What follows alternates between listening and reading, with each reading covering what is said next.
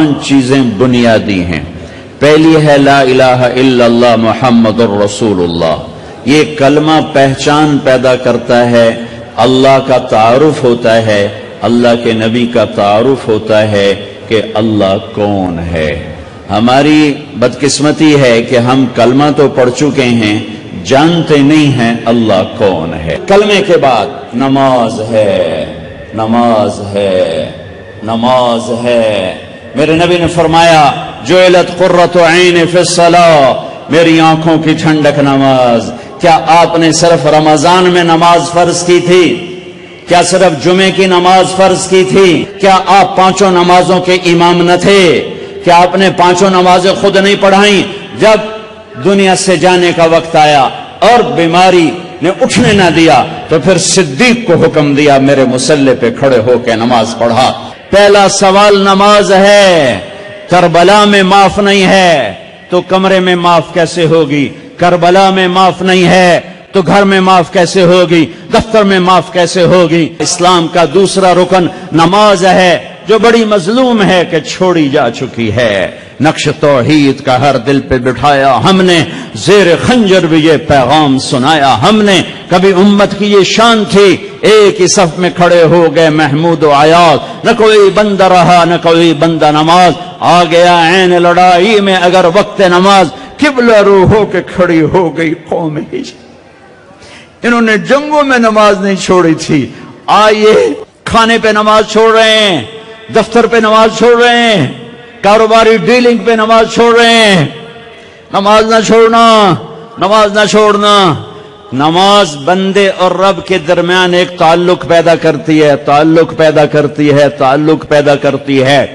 کلمہ توحید، معرفت، پہچان، نماز تعلق بناتی ہے، تعلق، کہ ایسا تعلق کہ پھر آدھے کربلا والے نماز پڑھ رہے تھے، آدھے جنگ کر رہے تھے، پھر آدھے جنگ کر رہے تھے، دوسرے آدھے نماز پڑھ رہے تھے، نماز نہیں چھوڑی، اور عصر سے پہلے سب شہید ہو گئے، سب کے سر نیزوں پہ چڑھ گئے۔ نماز کے بعد زکوٰۃ ہے، زکوٰۃ، کلمہ معرفت لا الہ الا اللہ۔ نماز تعلق بناتی ہے، زکوٰۃ محبت پیدا کرتی ہے، چونکہ جب تک آدمی مال نہ لگائے محبت نہیں آتی۔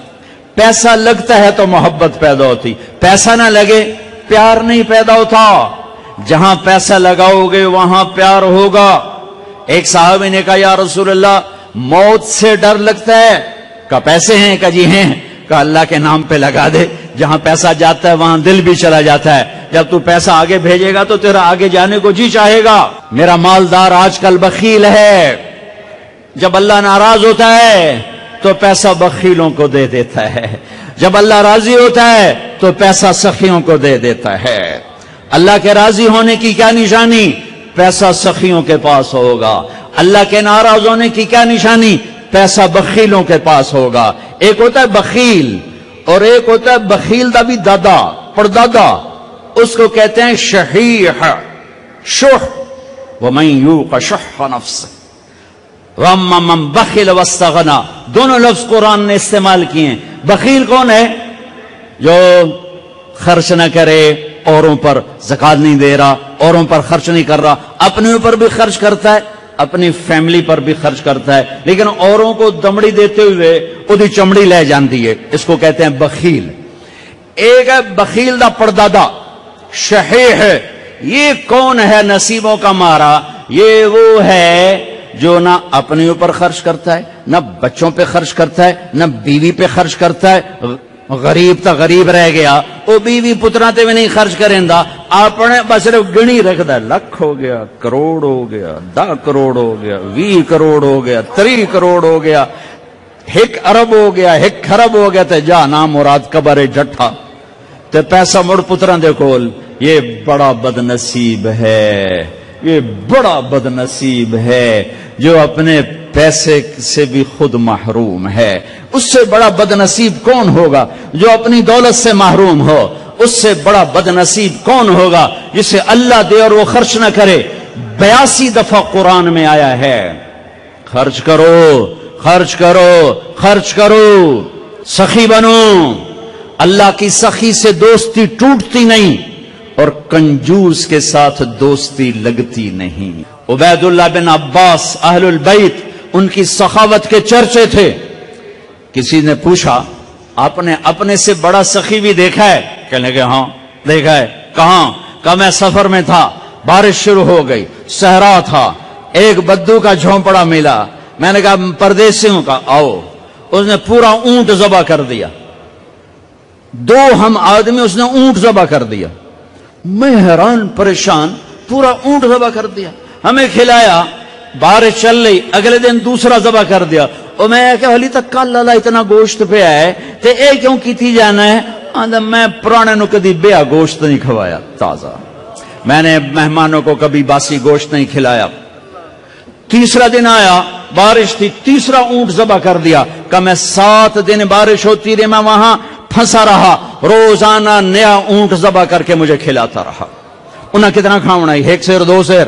کہ بس یہ ہم سکھا لیں گے۔ میرا مہمان باسی روٹی نہیں کبھی کھایا کرتا، کہ وہ مجھ سے بھی بڑا سخی تھا۔ حاتم تائی سے کسی نے پوچھا اپنے سے بڑا سخی دیکھا؟ کہاں دیکھا ہے؟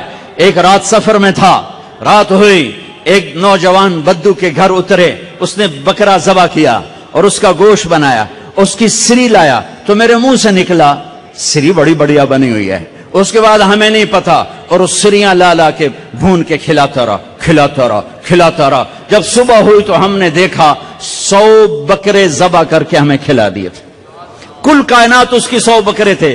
میں کہا ایک ہی کی تھی، پرانے دا شوق تو پورا کرنا ہے نا۔ تو کہنے لگے حاتم تائی، میں نے کہا اس کو 100 اونٹ انعام دے دیے جائیں۔ حاتم تائی کے پاس 100 اونٹ دینا کوئی بڑی گل نہیں، لیکن ایک غریب آدمی کا 100 بکرے ذبح کر دینا، ساری کائنات ذبح کر دی اس نے، اور ابھی تو اسلام بھی نہیں آیا تھا اور یہ سخاوت تھی۔ ارے تم تو مسلمان ہو پھر بخیل ہو، رب العالمین کہتے ہو پھر پیسہ نہیں خرچ کرتے ہو۔